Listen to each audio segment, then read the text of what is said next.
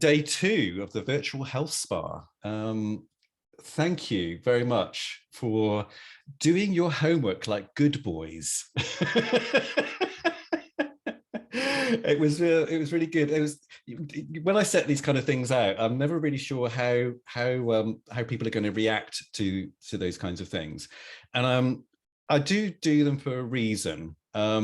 Particularly the food photos. The food photos are an incredible way of highlighting and making people more aware of what is on their plate. And as Bill will agree, and Phil as well, both of them have lost weight and never counted a calorie. They've not needed to, because by becoming initially hyper aware of what's on your plate, you become much more sort of sensitized to what your plate should actually look like, to make sure that you are eating a healthy and nutritious meal, and snacks as well. And by learning what that looks like, it teaches you to be able to do this forever, because you don't need to calorie count. You don't need to load the data into MyFitnessPal or whatever app you're running with. And as you keep doing it, you start to change and adapt, and weighing yourself once in a while will give you an indicator as to, do you need to sort of get yourself back on track again, or is there something you need to adjust a little bit? And I'll come on to what I'd like that to look like. But I will go through a review of some of the pictures that we've got coming up. So thank you very much for sending those through. If you didn't send any pictures through and you didn't send the video through, I want you just to think about what held you back. If it was that it just made you feel really uncomfortable, I get it. I completely get it, because this kind of makes you feel a little bit vulnerable, and that's something that we tend not to be terribly used to. And it is something that as men, when we were brought up, it was kind of, we were told not to do it, not to cry, not to show emotion, not to let people see into you. So even something as simple as showing me pictures of the food that you eat, or sending a video of what you thought of the first day and what you're hoping to get out of the rest of the days, it's a little bit raw for a lot of people. So thank you for everybody that did send them in, because I know that can be quite a challenge for you to overcome. So do think about, if you didn't send them in, what was holding you back?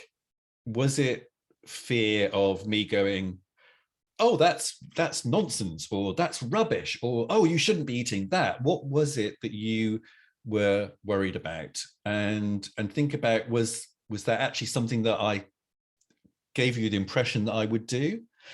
Or is that some historical voice in your head, usually a parent, but it could have been a partner, it could have been a relative, it could have been a boss, somebody that has sort of chipped away at you and giving you that sense of, I can't afford to appear like a failure. Because a lot of the times when I'm working with people, there really isn't any failure. There's probably opportunity to maybe do a little bit better, but ultimately we all have our own lives, our own issues, our own problems. I mean, mental health has come up a few times now with a few different people. We never know what's going on in somebody else's head, and we never know what the history and the damage that has happened in their past to get them to where they are today. And everybody's fighting their own internal and external battles. So it's always interesting just to give people a chance to say, well, if you didn't feel comfortable sending a picture or sending a video, just have a think about, who was that in your head that was calling you out and saying, oh, don't do that, don't do that, or do it later. That's another good one. Don't do it now, do it later. You don't have to rush it. Don't worry about it. You've got plenty of time. That's another voice. And when I work with people at a coaching level, I usually get them to name that voice. And I, without a doubt, the favorite name that one of my clients has given their little internal voice was little bastard, which kind of summed up exactly how useful that voice was to them. All right, so let's have a little look at the pictures. And I want you to think about, as we're going through these pictures, what did you notice about the food that you had and the pictures that you took of your food? What kind of reaction did you get? Did you think, oh shit, Paul and the other guys are going to see this, I've got to make it look pretty?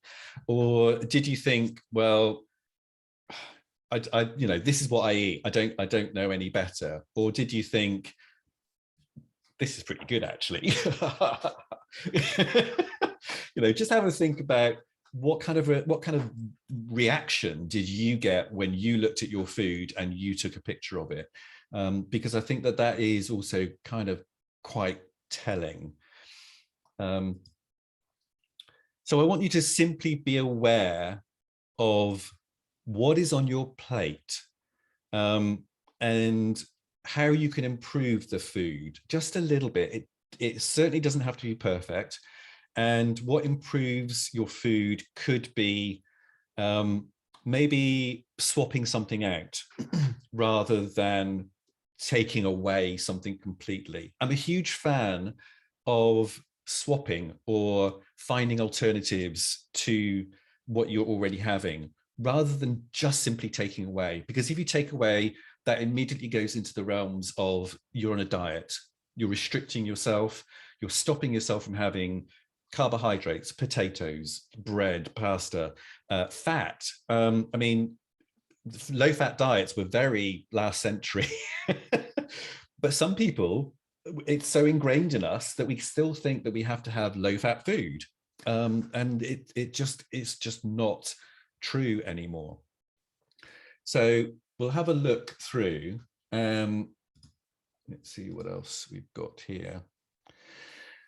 So also, when you improve what's on your plate and you have a much more balanced meal or snack, so it's got good quality carbohydrates, good quality protein, good quality fat on there, and as much vitamins and minerals in vegetables or fruit or whatever it is, if you can give yourself a really balanced meal, the chances are later on down the line, you are not going to have those cravings that you feel that you get on a regular basis. So it's really important for you to just be honest with yourself and think about it on your plate. Is it really a balanced meal? And if not, what small changes can you make?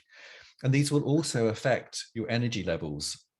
So if you are a diabetic, you're going to be very aware of sugar levels and insulin levels and all those kinds of things.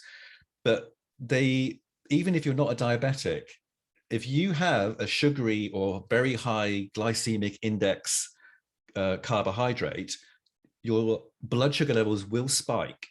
And then you get a load of insulin being released into your bloodstream, and then you get a crash.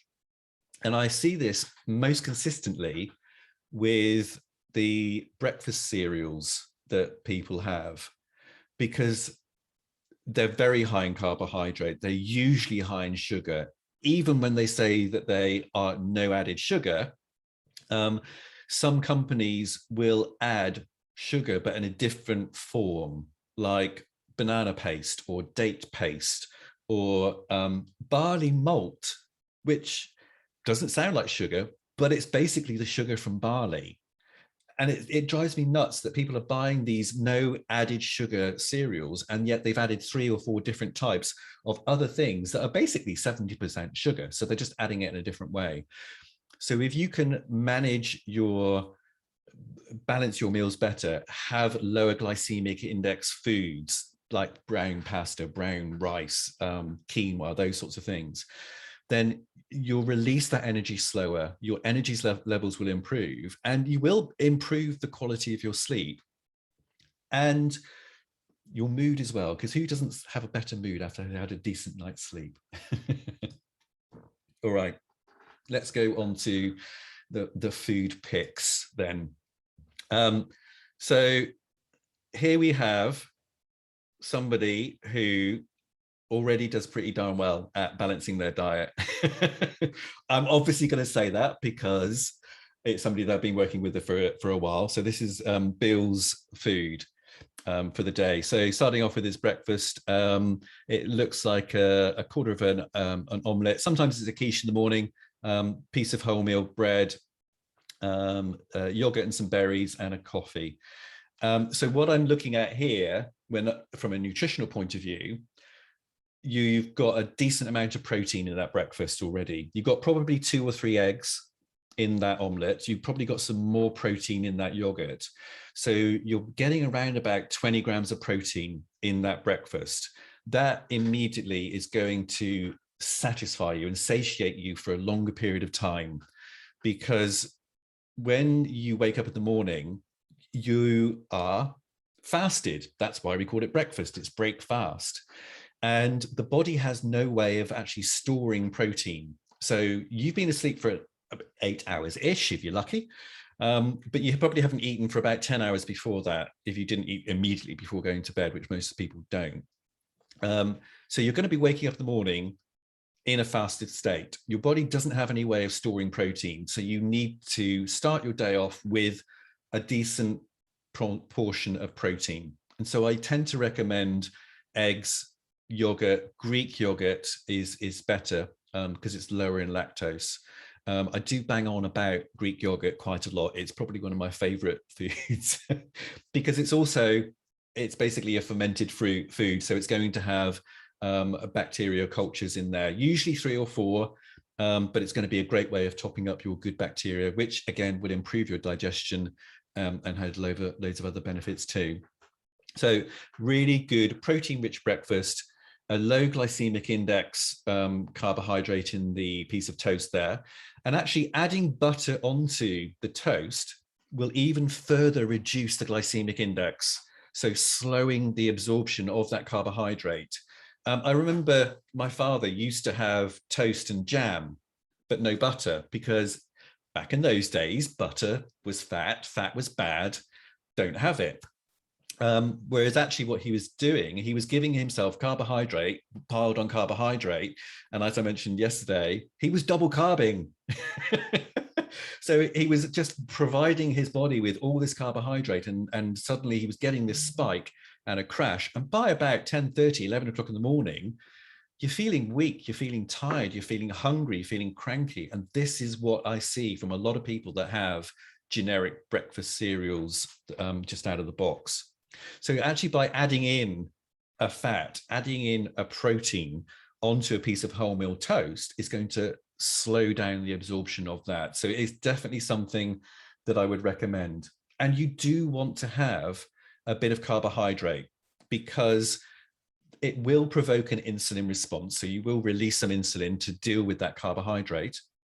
But, which is something that a lot of people don't realize, insulin isn't just used for carbohydrate. It's also used for protein synthesis. So it's actually used to transfer the protein into the muscles to rebuild and regenerate your muscles. So if you just have loads of protein and no carbohydrate, your body isn't able to process it and transfer that protein into where it's actually needed. So yes, it may fill you up. And yes, you might lose a little bit of weight by going on a very high protein, low carb diet, but you'll actually be losing a lot of muscle tissue as well. And as I mentioned yesterday, you don't want to lose too much muscle tissue because you'll reduce your metabolic rate. You'll reduce the amount of calories that your body needs on a daily basis. So you'll have to reduce your calories even more to combat that as well. And as we get older, we need to keep regenerating as much as we possibly can, a bit like the doctor, but we need to keep regenerating as much as we can to keep those muscles in tip-top shape, because we're not as active as we used to be. We're not running around a playground, unless you're Phil going on the swings, but you know, we all have to try our best. So by having the protein-rich breakfast with a little bit of carbohydrate, you've started your day on the right foot. If, like me, you're not that great at having breakfast, it's just you just don't feel ready for it yet, your stomach's not quite settled yet, that's fine. Just have it a little bit later when you're ready to go. Or just have a teaspoon of Greek yogurt or a tablespoon of Greek yogurt, because that will help sort of kickstart your metabolism and let your body know, okay, from now on, when I get up in the morning, I'm going to have a little bit of something. And you will retrain your digestive system to wake up in the morning and think, I'm ready to start the day and start processing the food that you're going to be feeding me. So it's a really great way of, even if you're not keen on breakfast, just a little bit, just to kickstart your metabolism. People are worried that if they don't have breakfast and they're not used to having it, and then they suddenly start having it, that they're going to get hungry earlier. And it would be true if it was a breakfast cereal or a high carbohydrate breakfast. But if you start with a protein-rich breakfast, that shouldn't happen. If it does, there might be something else going on. And that's where you probably need to get in contact with me to have a one-to-one conversation, because we need to dig a bit deeper to see what else is going on there, because that shouldn't normally happen. Okay.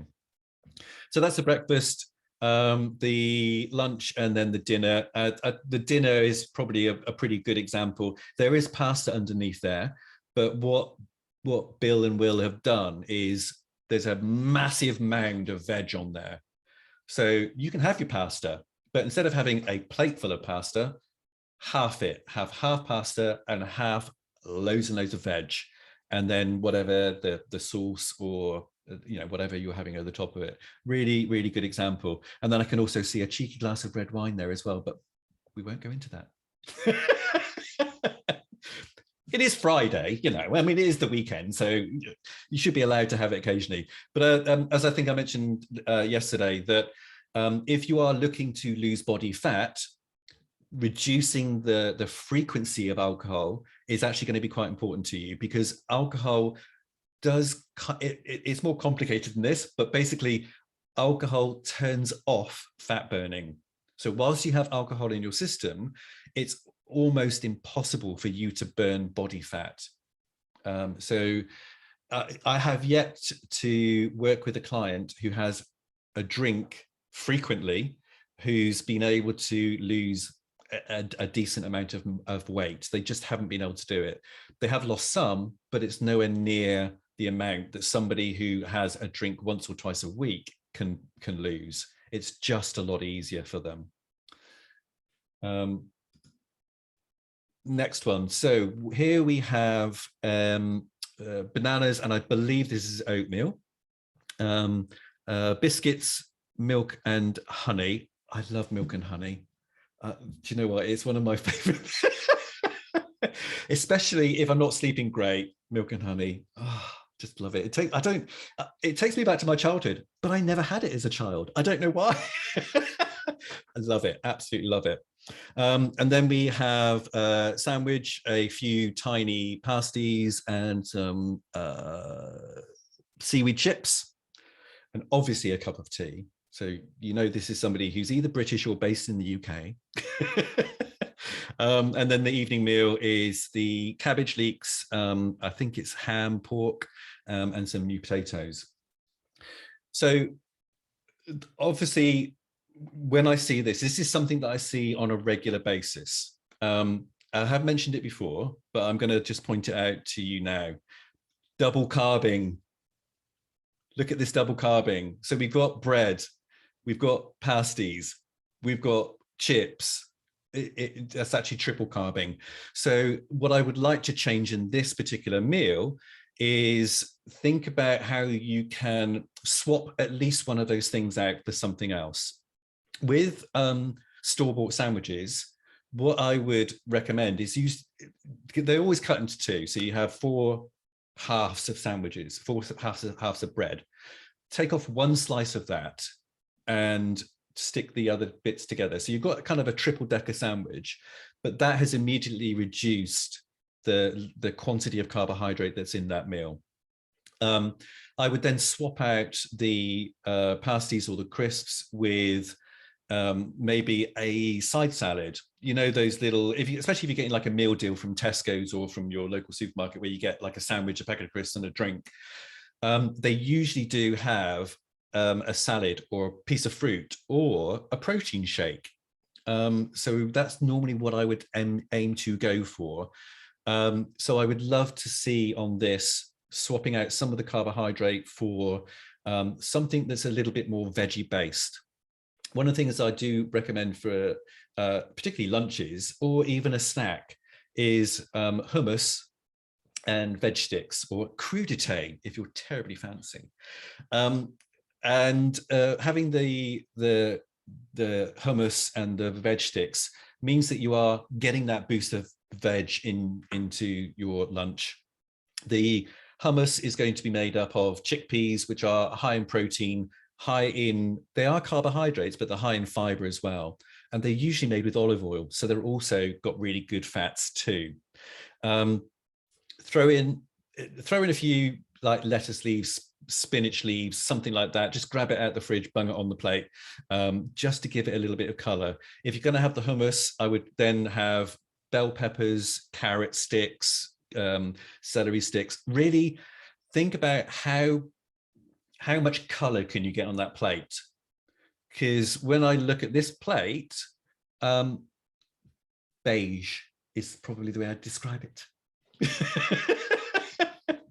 So think about how can I get color onto that plate? How can I make it so that it looks like it's come from a garden rather than from a bakery? That's probably the best way to describe it. And then going back in time, so going back to the biscuits and the milk and the honey, it's double carbing again. So the biscuits and the honey, you've got sugar and carbs, and there's going to be lactose in the milk. So again, this is a really high carbohydrate diet, especially in the middle of the day. So the person that's having this might find that by lunchtime, you're kind of knackered because you're having a crash of your blood sugar levels. You're kind of exhausted by the end of the day. I mean, I haven't spoken to this person about this particular meal, so maybe not, but that would be my assumption, that with what you're eating here, you are probably going to feel that lull in the afternoon. Going back to the beginning of the day, the oatmeal and bananas. Oatmeal is a carbohydrate and the bananas are a carbohydrate. So you're double carbing from the beginning of the day. What I would change here is I would give it a boost of protein. So I would look at making overnight oats, which is made with Greek yogurt, again, my favorite thing. So it's going to give you that boost of protein. You can still have exactly what you've got here, but you're just going to be using a little bit of milk, but also a lot of Greek yogurt. You can put that in the fridge overnight. In the morning, it's ready to go. If you want to go ahead and still have this, then have the Greek yogurt on the side. And maybe reduce the portion size of the yogurt and the bananas a little bit, because that's going to be quite a lot of food.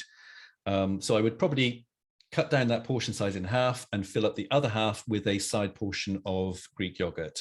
And that way I'm going to be boosting the protein quite a lot. Okay. So I hope that's been helpful. Let me go on to the next one. And the next breakfast we have here, can't really see what's underneath it, but I think there's some granola and bananas and some tea. This is kind of like my go-to recommendation for a breakfast. I would recommend thinking of it the other way around. It's a bowl of yogurt with a sprinkling of granola, with a sprinkling of fruit over the top of it, because you want the majority of this to be the yogurt. You want it to be the protein that you're getting. And then a little bit of the carbohydrate, a little bit of the fruit on top, and then you're sorted. And then the next one now, I felt I do need to explain this one because Norman is on a special diet at the moment. So to manage his SIBO, he is on a very, very plain diet at the moment. So he's very, very limited in what he can eat. But basically what we have here is protein, a bit of protein and carbs and fiber, a little bit of carbohydrate and more vitamins in the sugar. And then a cheeky little chocolate croissant by the looks of it on the side there. But there is a longer story behind this. So for Norman's perspective, this is a progression. This is going in the right direction for him. It does have a bit of carbohydrate. It does have a high quality protein in there. It does have some quite a bit of fiber in there from the lentils as well. So for his needs, this is going in the right direction for him. But this is not something that I would be recommending for an everyday client or a diabetic client, for example. It's very, very different for him. So I just wanted to explain that for Norman because I didn't want him to make him feel bad. And then this one here. So we're starting off the day with this beautiful thing here. I know from experience that there is a lot of Greek yogurt underneath it, and then a beautiful sprinkling of some seeds and some berries over the top of that. Great breakfast, great way to start your day. It really, if you're into yogurt and you're happy with having yogurt for breakfast, it really is the way to go. Followed by a couple of cups of coffee and a little biscuit, a little piece of fruit. If it's one biscuit, that's fine. But obviously we don't want to get into the habit of having a biscuit and then another biscuit and then another biscuit and another biscuit. And I'm the type of person that if I took that packet of biscuits and put it on the table when I'm having my coffee, I would have 3 or 4 without a doubt. You know, it's not that I don't have the willpower. It's just that it's there staring at me and I can smell it and I still have some coffee left. So why not? So if you are going to have something like this, it is a really good idea to take out what you want, whether it's 2, 3, 4 biscuits, it doesn't matter. It's whatever's right for you. Take out what you need and put the rest away, out of sight, out of mind. And then we go on to the next, Suma or orange or whatever it is you're having. I do recommend sticking to about 1 or 2 pieces of fruit per day. In the UK, we have this 5 portions of fruit and veg a day, whereas actually it should probably be more like 1 or 2 pieces of fruit per day, but the rest of it should really be veg. And I probably recommend that it should be a lot more veg. So we'll go on to the next one. And then we have this is probably going to be lunch actually rather than the snack, but it is something that I know that works well for a lot of people. And again, it's the hummus and the bell peppers, or crudité, again, if you want to be fancy. And again, it looks colorful. It's a good source of protein. It's got carbohydrate in there. And again, it's usually made with olive oil, so it's usually got some good fats in there too. Hi, Gary, good morning. Don't worry too much. I'll get you introduced later on, but I'm just going to go through some slides. Okay.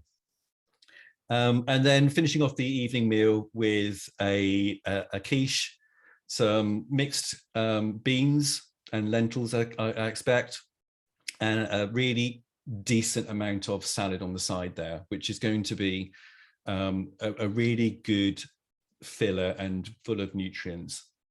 Now, I do want people just to be aware that beans and lentils are technically a carbohydrate.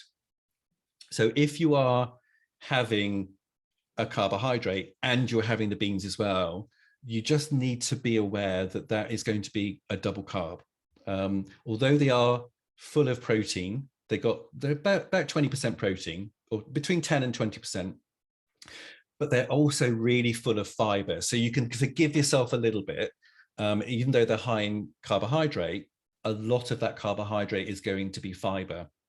Because although a lot of, especially the anti-carb people like keto and paleo, and if you've heard of the carnivore diet, that's now very fashionable. It's horrific. Please don't do the carnivore diet. They are obsessed with removing carbohydrate from their diet. The thing is, there are several different types of carbohydrate. So sugar is 100% carbohydrate, and it's a natural sugar that we can use, but obviously we tend to have just too much of it in our diet. So carbohydrate, sugar, one and the same thing. Carbohydrate and fiber. So there are two different types of fiber, soluble and insoluble. Both of those fibers, we don't digest, they pass through us. And that's what comes out the other end. Everything else is absorbed, and you actually breathe out the remnants of the food that you've eaten. The stuff that goes through you is old blood cells and fiber, and that's basically, and loads of gut bacteria that's died. That's basically what you're passing through. So you have the soluble and insoluble fiber. Insoluble fiber is what gives your poo substance and allows you to squish it down and get it out. The insoluble fiber is going to be actually what feeds your gut bacteria. And so that's why those two are so important. So getting a mixture of the both is going to be vital for your gut health. And then the other one is, it's kind of a hybrid between sugar and fiber, and that's starches. So starches are usually in things like potatoes or other sort of rooty, earthy vegetables. And although they have a lot of carbohydrate in them, they are a slow release carbohydrate. So actually potatoes, if you don't go crazy with them, can actually be a really good slow release carbohydrate. So having a few on your plate as your carb is actually quite a good way of doing it.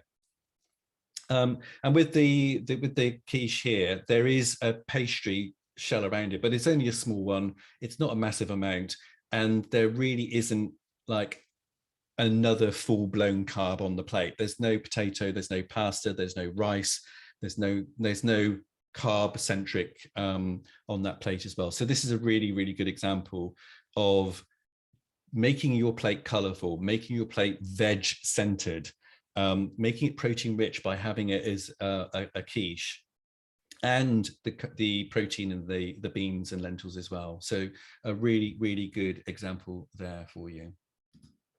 And then I got a couple of examples that I just pulled from the group.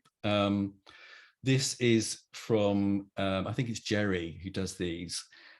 Jerry's culinary skills are just growing and growing and growing exponentially. He's sort of producing stuff now that you think, what restaurant did you go to get this? It's like, oh, no, I just made this at home. And he's taken it to a point where it's really impressive what he's starting to produce. And he's cooking for two people, so he has a slight advantage in that he does have another mouth to feed, so he's got a little bit more motivation to do this. And by making this food that is slightly low in carbohydrate, there is carbohydrate in there as well because it's got root vegetables, it's got noodles, but he has reduced it a little bit to try and reduce the glycemic index or glycemic load. But he's rammed a ton of veg into this. He's done it the same way. He's got at least 50% of veg are in these dishes, but he's just mixed it up. So it's kind of thinned out the noodles. It's thinned out whatever he's going to have on his plate. And it's a really great way of You don't have to have it as half your plate. You can mix it up and kind of hide the veg into the meals that you're having. Another example, good quality protein, carbohydrate, and loads of veg on there. Same sort of thing. Fish is a great source of protein. So definitely would recommend that as well. Most people are trying to move away from red meats and dark meats. Beef is something that there's a lot of questions over whether it's good for the environment, those sorts of things. So looking for alternatives and trying different things, trying to get free range chickens, trying to get line caught fish, and those sorts of things. This is what people are now more interested in. So coming up with alternatives for proteins. I basically recommend try something different once a week, just to sort of try and expand your palate a little bit, whether it's a different type of fish, whether it's a different cut of meat, whether it's a different vegetarian or vegan protein source. Once a week, just try something different, whether it's a vegetable or protein, just to expand your repertoire in the kitchen. And I always say just like once a week, because given a year, that's 52 different new foods that you tried every year. And I just think that's a much easier way for us to do that. Because let's face it, we are basically creatures of habit. We tend to have pretty much the same thing every breakfast, almost the same thing every lunchtime. And then maybe we might mix it up, part of the week. But usually Mondays to Fridays, we have the same thing that we had last Monday and the same thing we had last Friday, because that's just what we do. So do try and mix it up once a week. Have a different breakfast at the weekend, just to keep it interesting. I find it particularly important if you do have eggs on a regular basis for breakfast. It's really important to have a break from eggs, because you can overdo them quite easily, to the point where you just think all I can smell is egg. And I've had enough. I can't, and you can't look at an egg for months after that. So just sort of bear that in mind. So it really is about making small changes. So as I've been through those examples, and again, thank you so much for sending those in, the homework pictures in. It really does make it a lot easier, because you've got real examples of what real people are eating, and how we can make those a little bit better. So yeah, hopefully you have found that useful. So I want you to ensure that there is at least 20 grams of protein in your breakfast, or whatever your first meal is. So 20 grams of protein would be 3 eggs. So each egg is about 7 grams of protein. So that's going to give you approximately 20 grams of protein. Or 200 grams or 200 mils of Greek yogurt. That's again going to be about 20 grams of protein. Or if you want to go vegetarian/vegan, then you could try some tofu scramble instead, and do that. Omelets, frittatas are great, because then you can shove veg into them. You don't necessarily need to make fresh veg or fry it up in the morning. Just use what you had last night. Just have some leftovers, bung that into your omelet or your frittata, and that's going to be a great way for you to get the protein and a boost of vegetables and fiber into your breakfast as well. Try and balance, in particular, your lunch and your evening meals to have 50% veg or salad. If you're going to have salad, you could probably squeeze a bit more on there, because it's not very filling. So you need to sort of cram a lot on there. And when I talk about salad, I don't just mean lettuce leaves. I mean everything: tomatoes, cucumbers, radishes, whatever you can get your hands on, bell peppers, to really make it feel like a substantial part of your meal. Half of your plate should look like it's got veg on it. About 25% protein, of whatever source you want it to be from. About 20% carb, because I like the last 5% to be your fat allowance. So some kind of olive oil, if you're going to be drizzling it over your salad, for example, or if you're going to cook with it. Olive oils or any kind of vegetable fat is usually fine. The only fat you really want to avoid are trans fats. And most most people don't have trans fats in their cupboard anymore, apart from, as I mentioned yesterday, the popcorn that comes out of the cupboard that's been on the shelf for decades and doesn't go off. That's covered in trans fat. So if you are going to have popcorn, just make your own with butter or oil or whatever it is, and that's going to be significantly better for you. So if you do get a craving, so Phil, pay attention here. If you do get a craving, it could be a variety of different things. And what I'd like you to first do is, if you've had a balanced meal with 50% veg, 25% protein, 20% carbs, and a little bit of fat, and after that meal, you're thinking, oh, I could just really do with something just to finish that off. It might be that you're translating that as just something, a little sweet treat, a little bit of ice cream, a little bit of pudding, a little bit of blah, just to finish that off. That tends to be what we've been told as children, because that's what our parents taught us. That's what our grandparents taught us. Whereas actually your body might be saying, there was something lacking, I need something else. But it's not very good at explaining that to you. It doesn't have very good communication skills, unfortunately. So it just kind of goes, oh, we just need a little bit of something. So what I'd like you to try, first of all, is to have a very hot herbal tea. And this will have two effects. So sometimes that craving that you get, that little, oh, they just need a little bit of something, is actually dehydration. Because you've been eating something, it might have had a bit of salt in it. It might have been a little bit drier than your saliva was able to cope with.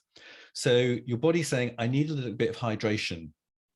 Your body knows that vegetables, salads, and fruit contain about 60 to 70% water, even maybe more. So it's telling you, oh, I just need a little bit of something because I'm dehydrated. I need you to feed me with something I can extract water from. So by having that hot herbal tea, you're going to initially hydrate yourself. The second thing it's going to do is the heat from the tea, it kind of has like a satiating effect on your stomach, and it kind of calms down your need to have something else to have. So it'll work in two different ways. And actually there's a third bonus way as well. Because it's so bloody hot, it takes ages to drink it.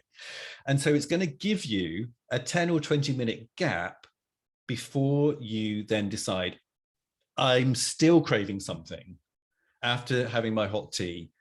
So now I can give myself the go ahead to go and have it. Because it takes your body 20 minutes to release the hormones to tell you that you are full. So if you eat something and then immediately go, oh, I'm just craving something else, you haven't yet given your body a chance to tell you, actually, I don't. That was a sort of an echo of me being hungry before I ate. So if I give myself a hot herbal tea, something like that, and then that will give your body a chance to think about what it really wants. Was it hydration? Or does it really want something that's got a little bit of sweetness to it? So if you are craving something, have the hot herbal tea. And if after the tea, you still want that cookie, that biscuit, that cake, that whatever, go ahead and have it.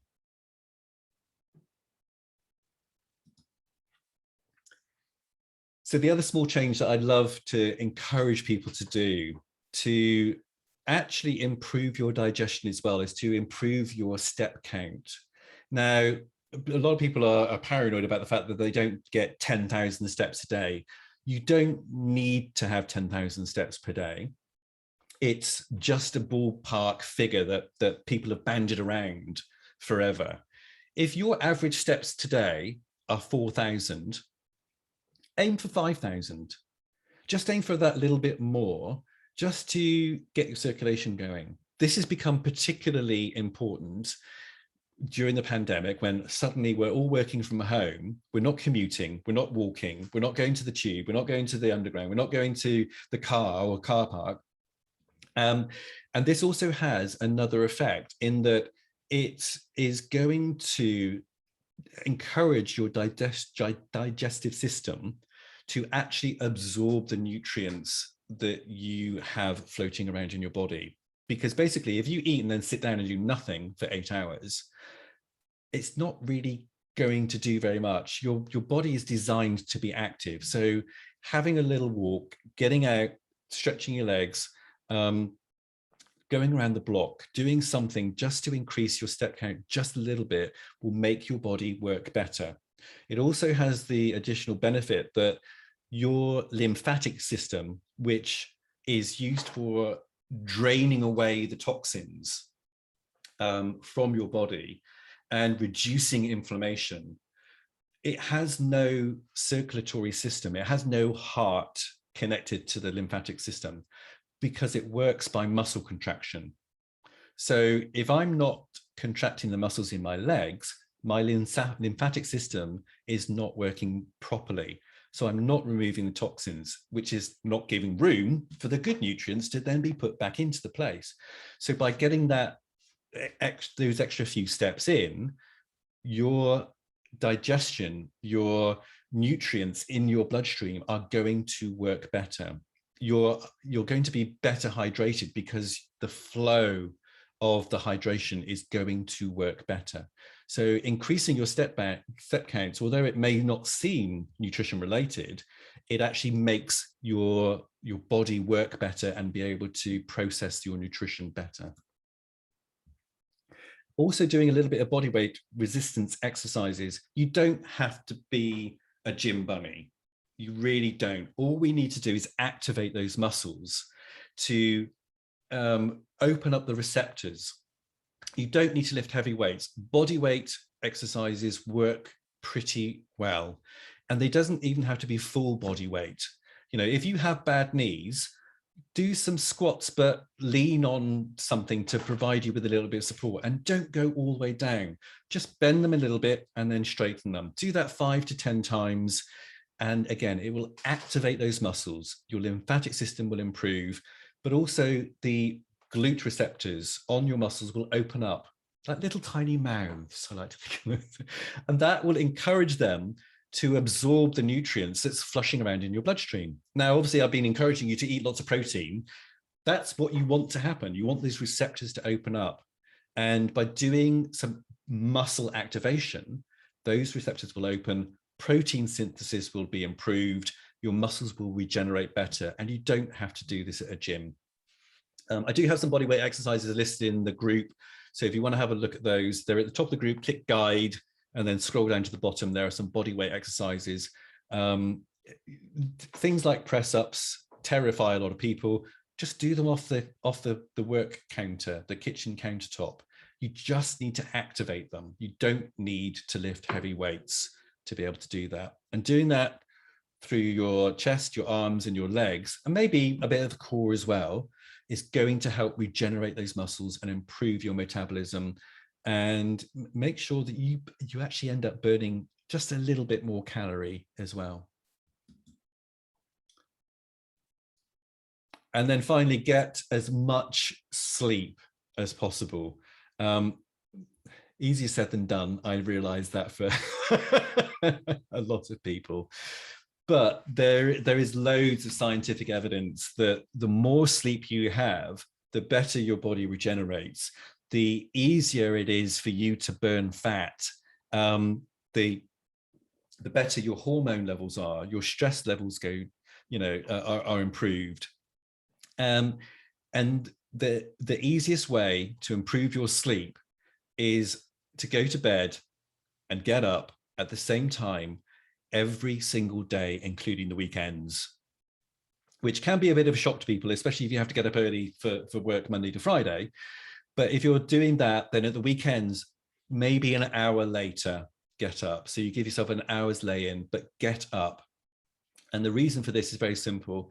If you lie in bed for too long, you're going to end up basically over the weekend giving yourself jet lag. So Monday morning, when you are looking to get up early in the morning to go to work or do whatever it is you need to do, you're starting to struggle because you're having to reset your body clock every single week. So that's definitely something I would recommend, and it's something that I try and stick to myself as well. I have an alarm clock for 7:30 a.m. and I try and get up every day at 7:30, no matter what day it is, no matter whether I have any clients. It's just the better way for me to know that I'm going to be getting a decent night's sleep, and I'll be tired at the same time every night that way. So it just makes it easier for my body to work better. So I wanted to go on to talking a little bit about mind over matter, but I'm going to just pause the slides for a moment to give you all a little bit of a break, because that was quite a lot of information, and just have a chat with you, basically. So let me just stop the slides there. And let's see, where's the group location online? Yes, so Mark, I will send you a link to the online group and get you into that. There's about 1,500 guys in there now, but there probably is an active group of about 20 of them.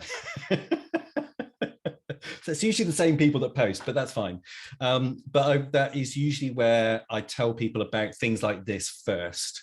So you'll get advance notice of it. I'm going to be doing more live videos and Q&As and things like that, but they happen in the group. So I'll send you the link to that group as well. So having a look at, obviously, the meals that I just talked about, the way that your plate should look, snack suggestions, how to sort of reduce craving. Does anybody have any questions, or if anybody has any sort of stories about what has worked well for them? Because it might be something different to what I've described, but it's anecdotally, it's working for you. So is there anybody that'd like to share what has worked well for them, or talk about what I've discussed in the slides? Can I just make a comment, Paul? You mentioned the snacking, which is something I have a problem with, but it's about 9 o'clock at night. So I've eaten at, say, 7, 6:30, 7.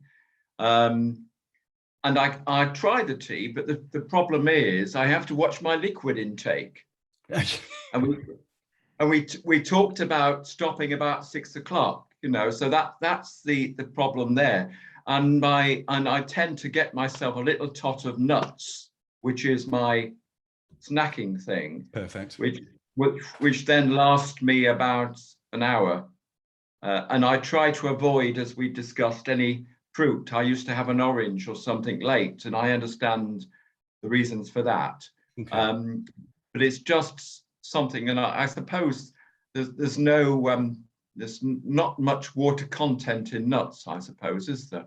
No, there's not. No. So that's the only, yeah. What I would probably do is I would probably add a very small, either buy them pre-mixed, but also mix in some a small portion of dried fruit as well, like raisins, sultanas, those sorts of things.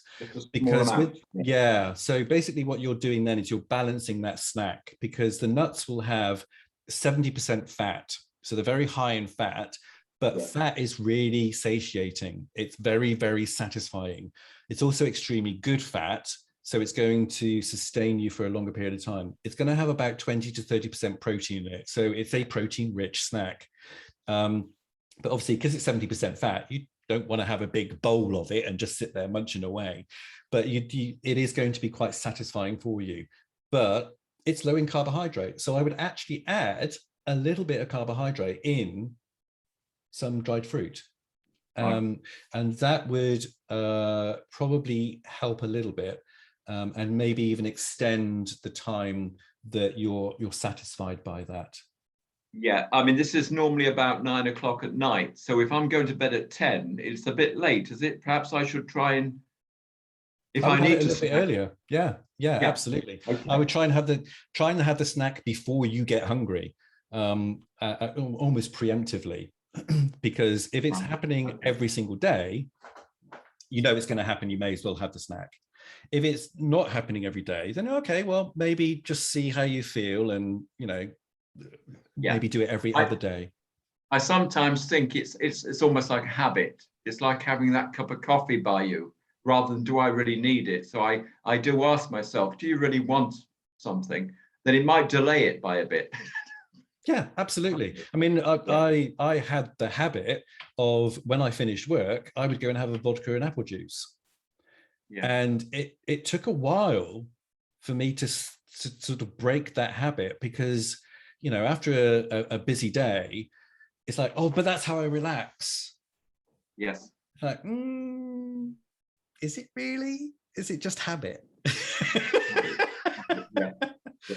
And you know, I'm not Good thinking. anti-alcohol at all. I love but it wasn't congruent with what I was trying to achieve, because one vodka and apple juice would turn into two, and then I'd be hungover the next day, and I wouldn't go to the gym, and I wouldn't be as productive, and those sorts of things. So it was a real. It took a while to think, actually, what do I want from myself? Because I want to be able to get up in the morning, feel alert, sleep well, because as I mentioned in the last video, that, you know, I have sleep apnea, so sleep is a big issue for me. So anything I can do to improve that is really important. So alcohol does, despite the fact that what people think, it doesn't make you sleep better. It might make you fall asleep initially, but then it'll have a reaction and make you wake up, and you know, it'll cause additional problems. So for me, cutting out the habit of having a drink after work made a huge difference. And it is a habit, whether it's alcohol, whether it's snacks, whether it's having a pudding or a dessert. It is a habit, because if you had a full nutritious meal, there isn't really any reason to have that afterwards. Does that make sense? It does. Yes. Thanks very much. Yeah. No, it all fits in. Yeah. Thank Okay. you. And you know, try something a little bit different.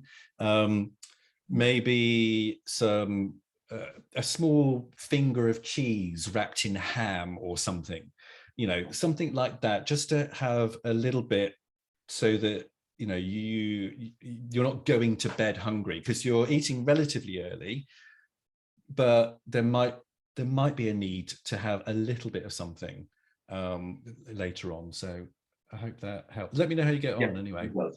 Yeah. Thank you. Thank you, Phil. Does anybody else have any questions about either what we talked about or something that's worked well for them? Martin, go I ahead. have something, Back to you, Paul. Mark. Could you speak more about a little bit more about vegan and vegetarian sources of protein? Because going through this so far, I've kind of noticed where personally I might have room to make some adjustments. Mm-hmm. And so getting that 20 grams of protein first thing in the morning, I love tofu scrambles, so that's not a problem. But are there other sources that you might suggest? So instead of tofu, try tempeh. So tofu is 20% protein, tempeh is 30% protein. Okay.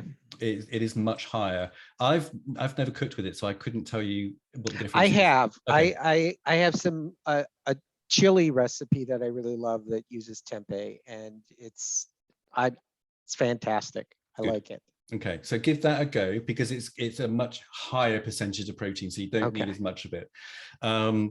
Trying some of the like corn or vegan mince to maybe make tortillas or breakfast tortillas, breakfast wraps, those sorts of things. They would probably work quite well. Chickpeas are usually pretty good as well. They're quite high quality protein in them. Quinoa is a great source of vegetarians and vegans, because they call it a pseudo grain. It's not really a grain, but it kind of is. It's about 10% protein. So it's going to be another grain that you can have instead of rice, instead of bread or whatever. Have a quinoa, and that's going to give you another boost of protein. Now, with vegetarian and vegan diets, if you just want to eat vegetarian and vegan, you will get enough protein from the vegetables and the tofu, soy proteins, whatever, just naturally. And I always make this caveat, but if you want to lose weight, if you want to gain muscle, if you want to recoup from surgery, you need to increase your protein levels, and you Yeah, need and to really focus on I it. think that's really my issue at this point, since I have been so stable for so long. Yeah, yeah. And I mean, I'd rather that you got your protein from natural sources, from plants and stuff. But ultimately, push come to shove, vegan protein powders are really bloody good now. Yeah. They used to be, they weren't complete proteins, and you had to substitute them with other things. But now vegan protein powders are pretty much on a par with dairy-based whey protein powders. So I would definitely recommend having a smoothie for breakfast, or having a protein shake or something like that, to give you a break from having the tofu scramble. Right. To mix it up a bit, because it really is about having options, having alternatives, to be able to give you other choices. Having a breakfast burrito, having beans and chickpeas and stuff like that in there, that's going to give you other options. But you are, if whilst you're looking to lose a bit more weight, and you've already lost so much, you've done a fantastic job so far, you're gonna have to push that little bit further. So I would introduce it slowly at first, because your digestion may not be used to vegan protein powders. So I would have it once every other day, or once or twice a week to start with, just for your body to adjust and start to produce the right kind of enzymes to process that, as it's pretty much kind of what you've been eating already anyway, just dried and blended. You probably wouldn't have a problem. But you might be farting a bit more. Well, yeah, that's usual around here. So. And as a vegan vegetarian person, you probably know that that's fairly common already anyway. But a processed protein powder can aggravate that, which is why, one of the reasons why I also suggest just take it slowly at first, because you don't want to scare the hell out of everybody. Is that helpful? Yes, very helpful. Thanks. All right, lovely. Thank you. Martin, I think you're next.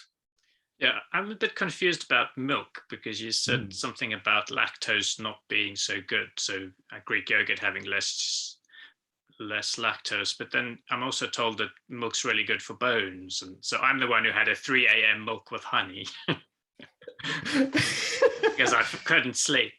Okay, so lactose is not a bad thing, as long as you're not lactose intolerant or lactose sensitive. And those are two very different things. If you're lactose intolerant and you drink something with milk products in it, you have a high chance of having a very explosive time when you go to the bathroom. It's also going to make you feel extremely ill, and it's just not great. So that's intolerant. If you're lactose sensitive, you don't really notice it until you've had a lot. And then you think, oh, that's just not really settling as well as I'd like it to. So put those two things to one side. The reason why I recommend Greek yogurt, because it's reduced lactose, is simply because it's lower in sugar, it's lower in calorie, and therefore it's higher in protein, just by a pure percentage. You're reducing the lactose, you're increasing the protein by a percentage. And so basically what you're looking at there is that protein is going to be absorbed slower into your system. And if you have a look at the Skyr yogurts or the Total Fage Greek yogurts, in 100 grams of Greek yogurt, they have approximately 5 grams of sugar, which is lactose. So it's naturally occurring sugar in the milk. So they have about 5 grams. So it's 1 teaspoon of sugar in about 100 grams of Greek yogurt. Now, if you switch over to the normal yogurts, or God forbid, the fruit flavored yogurts, where they've actually added the fruit and added sugar too, because why not? So you've got the lactose, you've got the fruit, you've got the sugar, you've got everything. You're looking at about 20 to 30 grams of sugar per 100 grams. And 5 grams is a teaspoon. So you're looking at about 5 to 6 teaspoons of sugar in that. So that's really the only reason why I'm a big fan of Greek yogurt. But interestingly enough, when I have my Greek yogurt in the morning, and I do recommend this to clients as well, because it's so low in sugar, it's quite tart. It's quite. So I usually put a teaspoon of sugar or sweetener or honey or fruit or whatever on it, just to soften the blow a little bit. So there isn't really anything wrong with having lactose in your diet. It really is just a case of, for this purpose, it's usually because people want to lose a bit of weight, they want to reduce their calories, they want to reduce their carbohydrate intake, and this is just a very easy way to do it. Interestingly enough, if you aren't lactose intolerant or lactose sensitive and you could eat milk products, fine, no problem at all. If you go 100% lactose free, you have a risk of making yourself lactose intolerant. You could actually become lactose sensitive if you cut all dairy out of your diet. You can overcome that, but you have to very slowly reintroduce lactose back into your diet over a long period of time. So it's not that I'm anti-lactose or anti-sugar, it's just that's kind of the reason. Does that make sense? Perfect. Did you have any other questions? No. All right. Cool. Great questions. Does anybody else have any other questions? No? All right. Well, if you do have anything else, you can obviously put it into the chat box. Although when I have my slides up, I can't see the chat box, so I won't see it until I put the slides back again. So just all right. So let's carry on. I've got a few more slides to go through, and then it's homework time. I bet you're all really excited about that, aren't you? All right, let's go back to my slides again. There we go. Right. So I wanted to give you a little bit of a sort of a different direction, and talking a little bit about the mind over matter, the mentality, the mindset that has helped people improve their nutrition.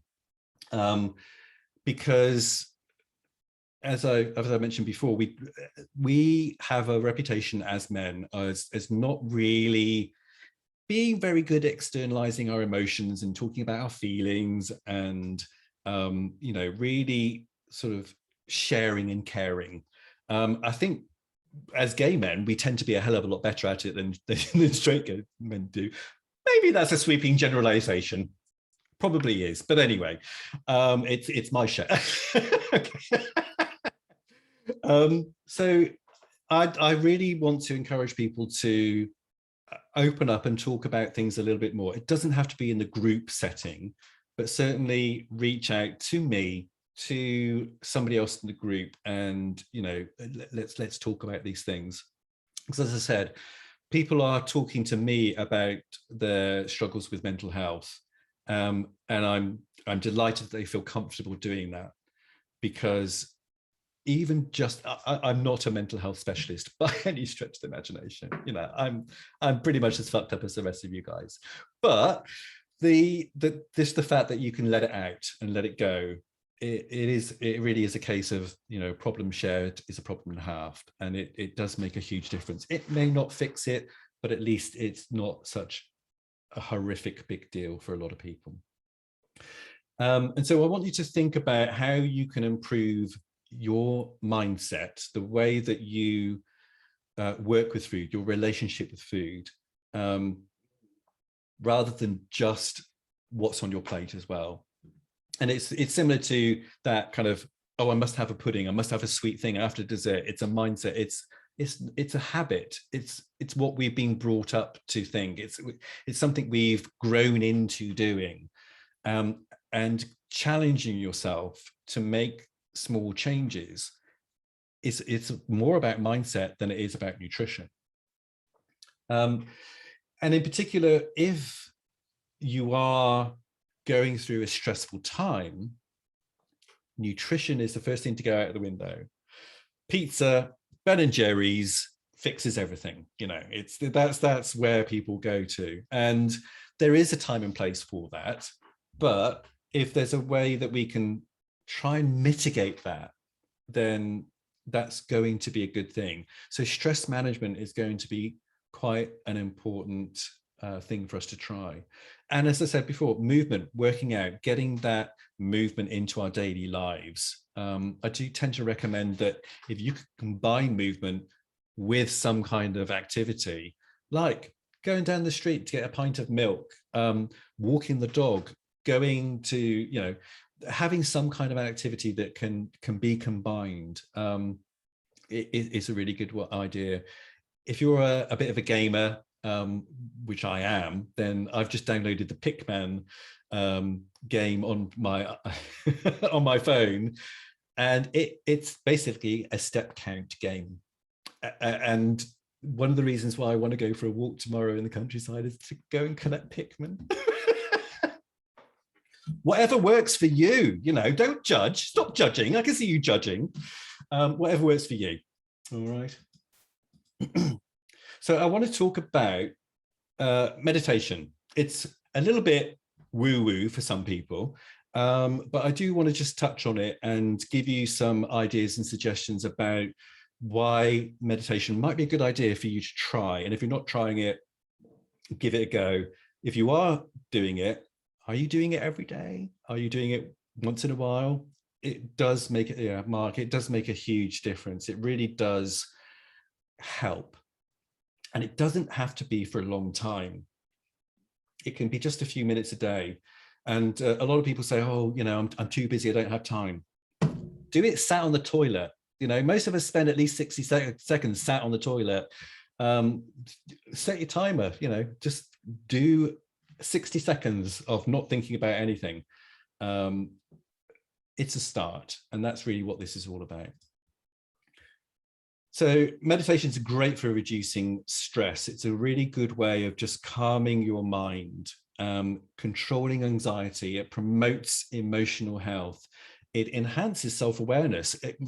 A lot of meditation can start with just focusing on your breathing, focusing on your, the sensation of your body, the feeling of the chair that you're sat in.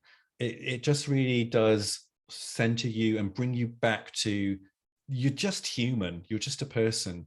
You're not necessarily a sum of all the problems in the world.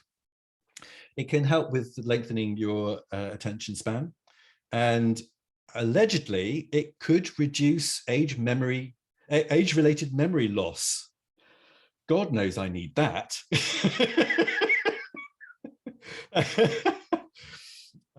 So yeah, something that we can all probably quite happily give a go at.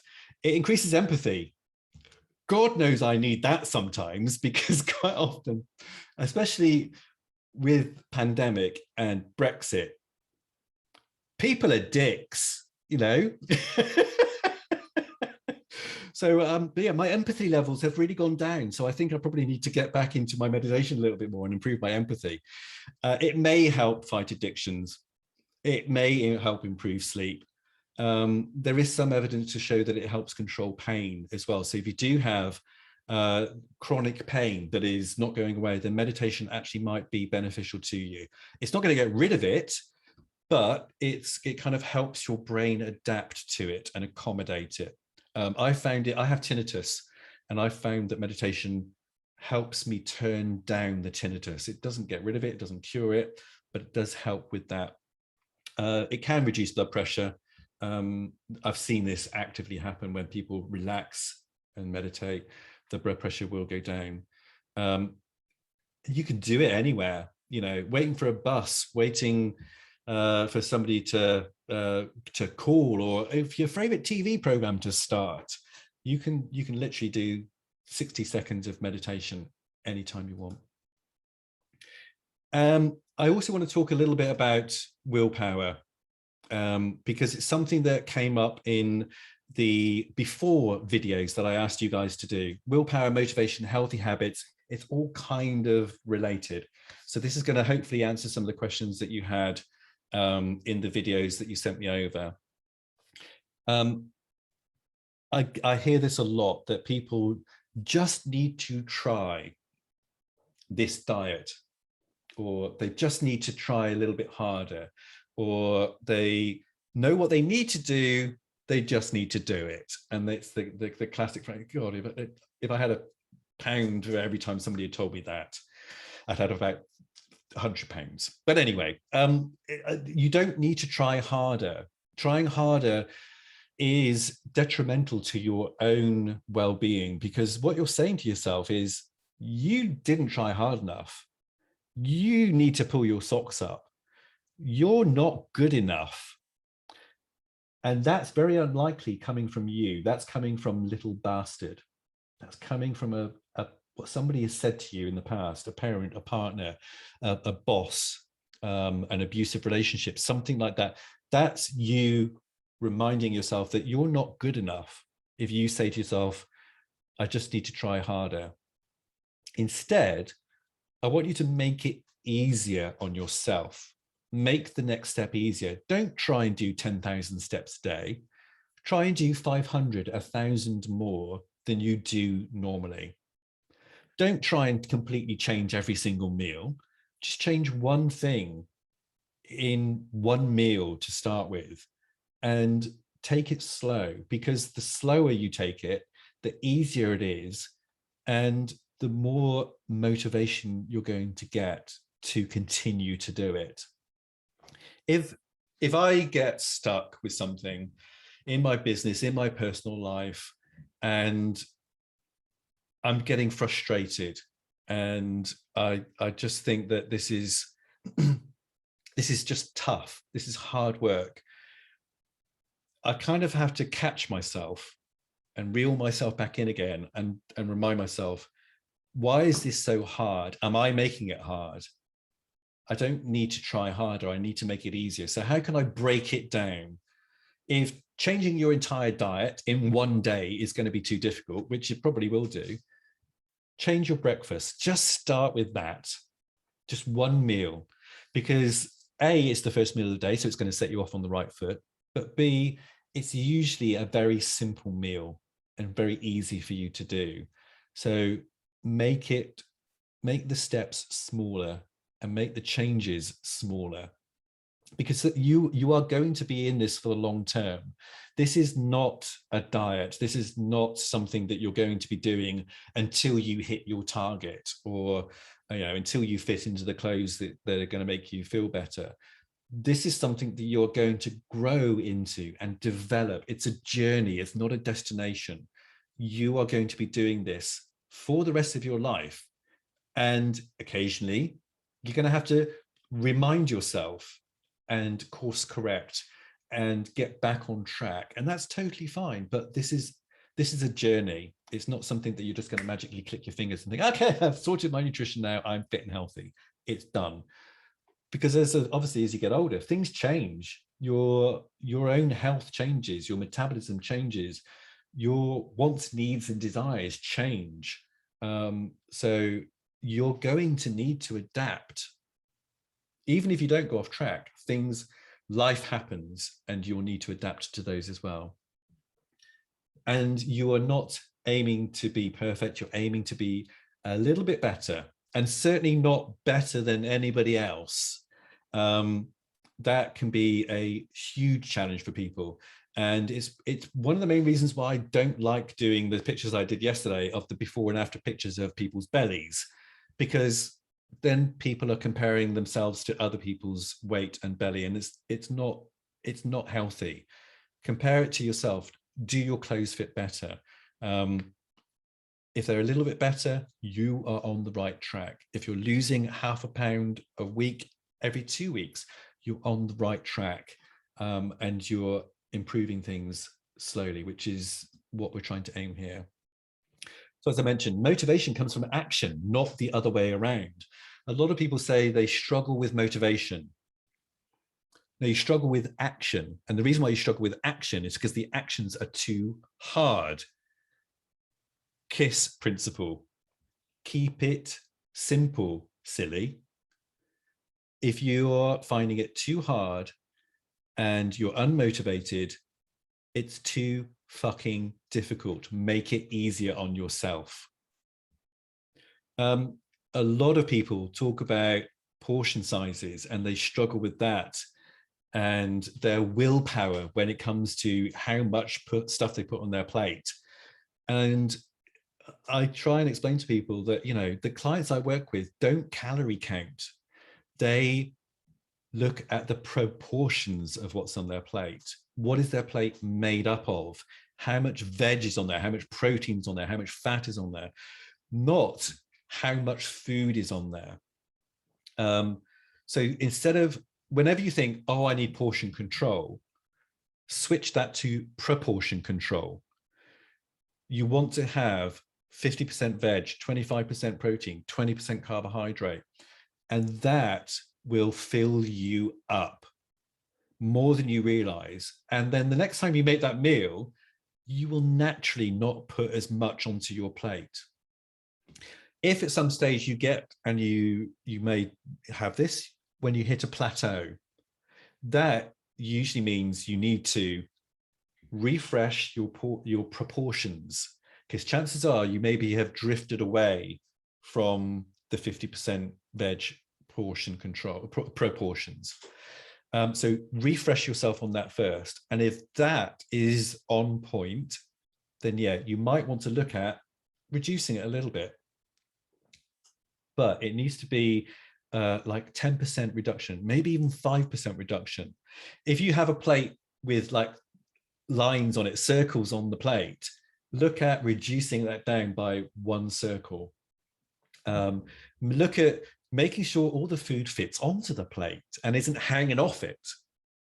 That's also quite a good way of doing it as well. So if you ever feel like portion control is an issue, think about proportions instead. Start with that, and then the portions should take care of themselves. If you do feel like you're having a crap day, or you've failed, you've ended up binging, or you've, you know, just had a day where you think, oh, sorry, I'm going to have that pizza. I want you to think about that as that pizza, that binge, that thing is not the mistake you've had. Look back 2 or 3 hours before and think about what happened in the day. Was there a particular thing that stressed you out? Was there a particular meal that you didn't really have proportioned out properly? Because I can almost guarantee the mistake wasn't the binging, it was what you did, the mistake you made 2 or 3 hours ago when you skipped lunch because you were too busy and too stressed. You didn't have breakfast because you woke up late and you were rushed. That's when you made the mistake. So how can you mitigate that? How can you prevent that from happening again in the future? So if you do find yourself binging, craving, that sort of thing, have a look back and balance the snacks as well as you do your main meal. So as I was talking to Phil earlier on about his portion of nuts that he was looking for, he actually could afford to put in some carbohydrate in there. So bung a little bit of fruit, dried fruit, that's going to be quite high in sugar, bang, sorted. So even your snacks, the hummus and carrot sticks, fantastic snacks. It can be a main meal as well if you have enough of it. But yeah, basically that is a balanced snack. So think about doing that as well. So hopefully that answers some of the questions that you guys posted in the videos that you sent through, is that willpower, motivation, and habits, they're all kind of the same thing. Keep it simple, keep it easy. Don't try harder, make it easier. Portion control is proportion control. It's what your meal is made of. We'll sort that out for you. Okay. So I'd like to give you all 60 seconds break. And I'm going to play some audio now. I'm going to give you the link to this afterwards as well. So it is going to be just 60 seconds. Let me just see if I can set myself up here. This is a video audio that I recorded. I did it in my professional voiceover voice. So I'm sorry if it sounds a little bit weird, but I want you to give this a go. I want you to take the next 60 seconds and just relax. You don't need to close your eyes, but I do say this on the audio. But for the next 60 seconds, I'm just going to play this audio, and I just want you to take 60 seconds time out and see where this takes you. Welcome to your 60-second reset. Close your eyes. Take a slow, deep breath and let go. Fill your lungs all the way down and let go. Just breathe and let go. Feel the tension in your forehead and let go. Notice the tension in your shoulders and let go. Breathe and let go. Open your eyes. Welcome to your... Okay. So that is 60 seconds relaxation. It doesn't have to be long. I'll send you a link to this as well, so you can play this whenever you want to and give it a go. I do think that if ever you feel stressed, if ever you feel like you're having a busy day, being able to take a step out for 60 seconds is something that we should be taught in primary school. As soon as we start school, this should be something that is ingrained in us, that we are allowed to just sit quietly and let go.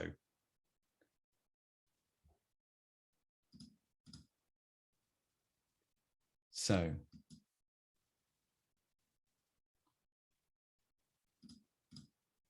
Welcome. oh, I didn't know to it was a bit there as 60. well. So I'm going to give you another technique as well. So that's part of this sort of the guided meditation. Guided meditation and meditation are different things, and they're different techniques. Guided meditation usually is a voice that is guiding you. You can download loads of apps that do that as well.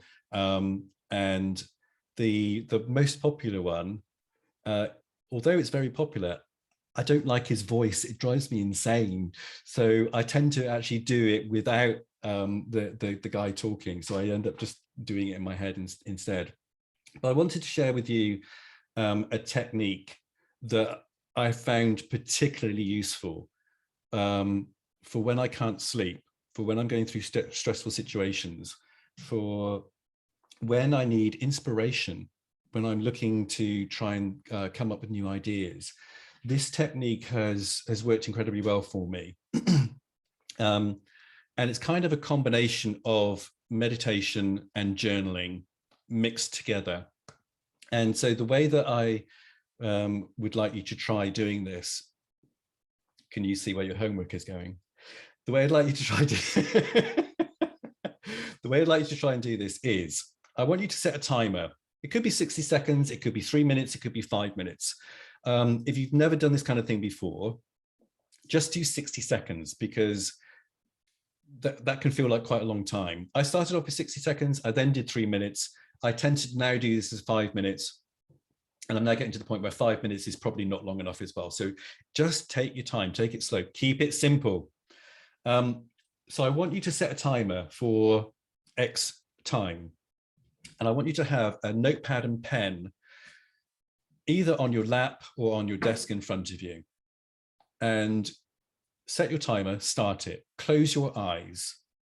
As you try to meditate and magically clear your mind, which is absolutely frigging impossible, but anyway, try and clear your mind. Your mind will then go, oh, you've forgotten to do this thing. Don't forget to do that thing as well. I said, have you turned the gas off the oven? And all those kind of things suddenly start coming out. I want you to accept that thought and ask yourself, is that serving me? Is there a reason for that thought? Is there a purpose for that thought?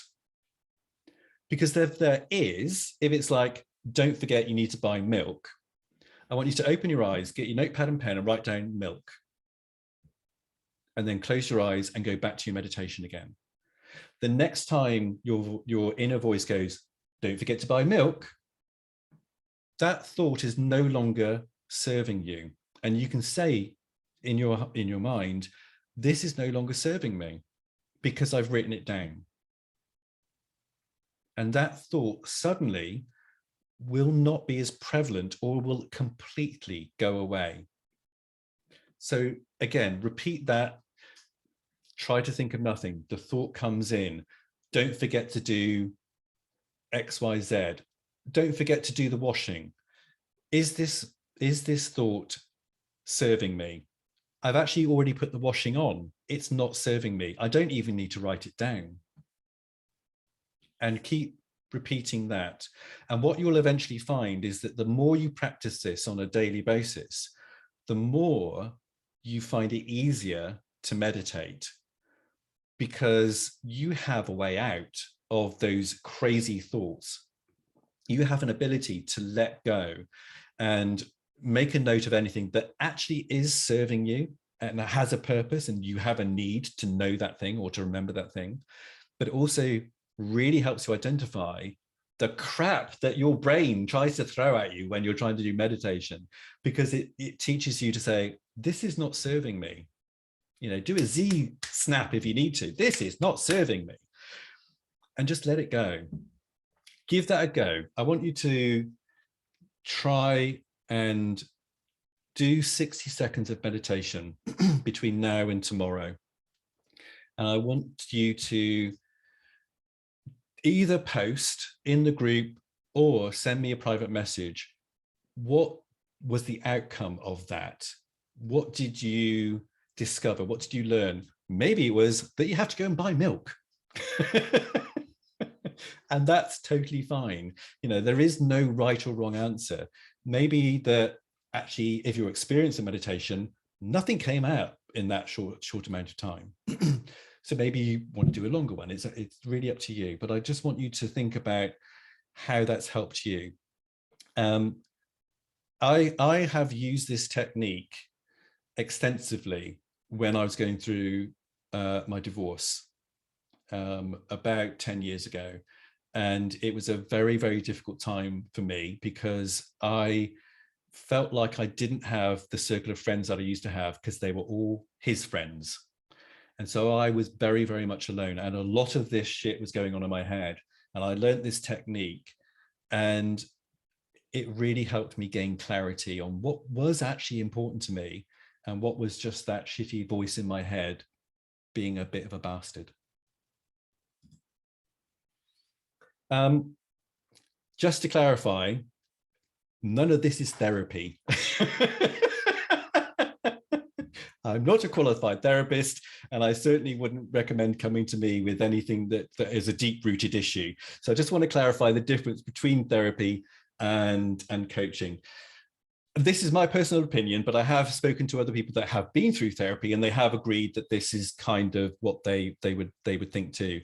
So from my point of view, therapy, it tends to be more retrospectively focused.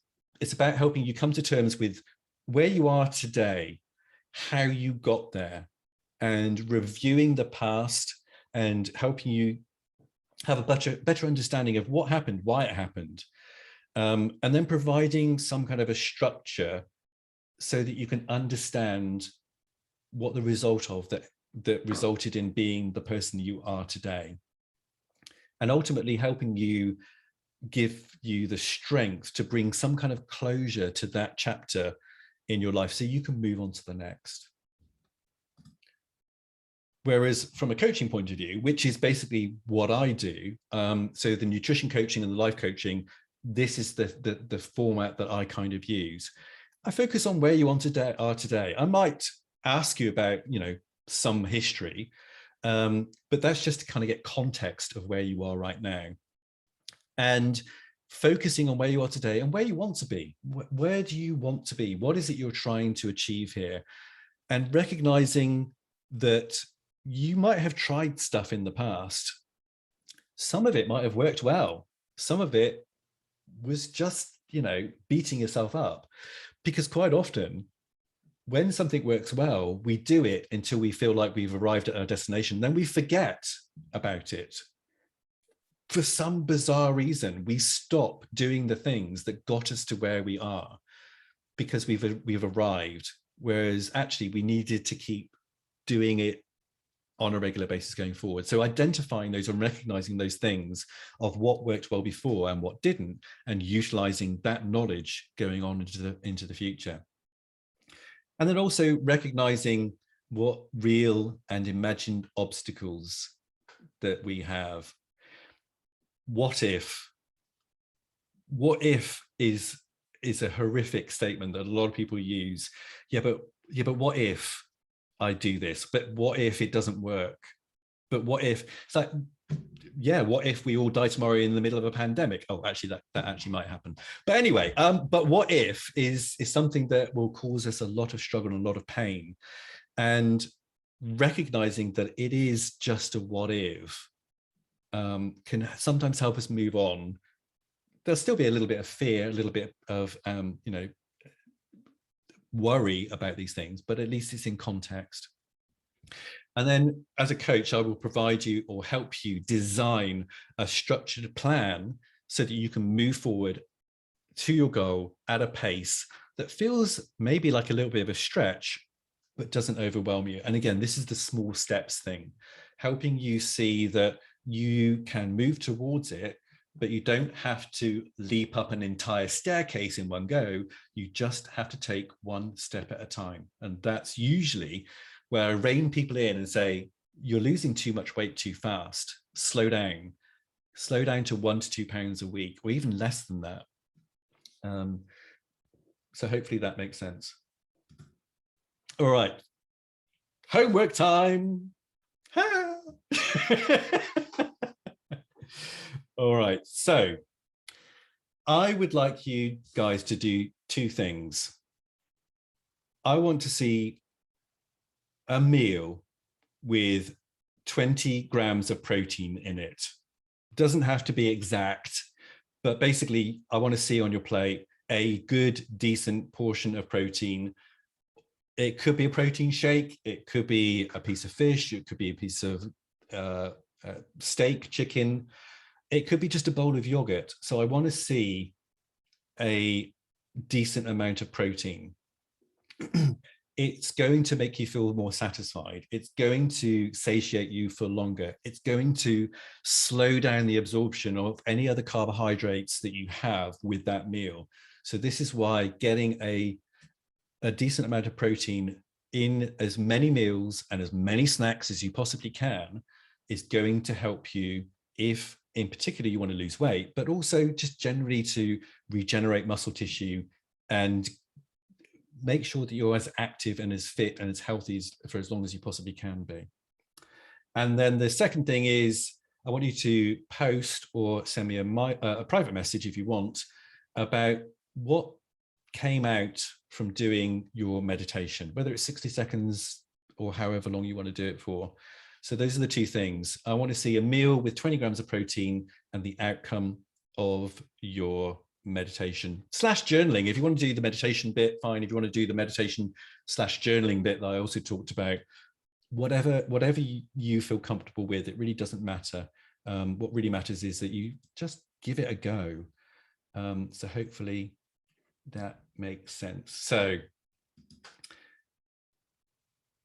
does anybody have any questions, problems, issues that somebody who is not a therapist could possibly help you with? Did that make sense to everybody? Does anybody feel like there's something that was lacking there that maybe they'd like me to cover in tomorrow's session? If there is, feel free to mention it now, or you can just send me a text afterwards. Does anybody have any questions? bet you're all exhausted now after me rabbiting on for the last 2 hours at you. All right. Again, thank you so much for taking the time to join me, because as I said yesterday, it would be really shit if I just did this on my own. It would just seem weird. So it's hugely, hugely helpful. And I think also being able to see other people and hear other people's experience and what they're doing and what they're eating and the struggles that they have really does help you feel like, oh, okay, yeah, it's this is normal to feel this struggle. This is normal to feel this way. And I think that kind of community is something that I feel very passionate about. And Mark, I will now send you a link to the group, because I'm really proud of the community that has been developed in there. And I do run it as a tight ship. So if there's any shenanigans, they get kicked out pretty darn quick. And that has happened a few times. But anyway, I think it's a safe place. It's very supportive, and hopefully you'll get a lot out of it as well. So unless there are any other questions, I don't think there is. If there is anything, or you think of something afterwards, please do send me a text. I'm more than happy to help you that way. Otherwise, I'll see you tomorrow, same time, same place, with all your homework. I will be checking up on you. All right. Thank you, guys. Thank you so much. Take care. See you, everybody. Take care. See you soon. Bye-bye.